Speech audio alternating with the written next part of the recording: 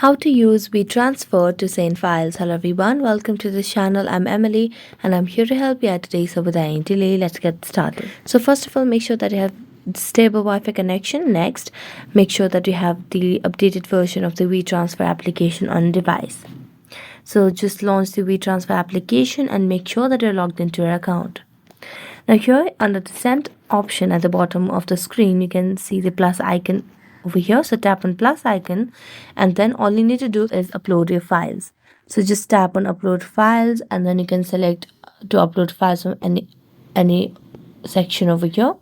So I'm going to scan document over here, and for example I'm just going to click a picture, and as you do that you can just tap on apply and tap on done.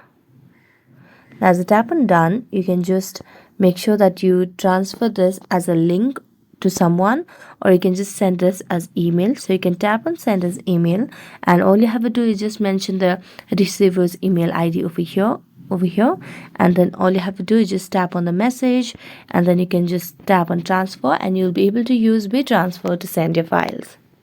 So that's it. Thank you so much for watching this video. See you next time.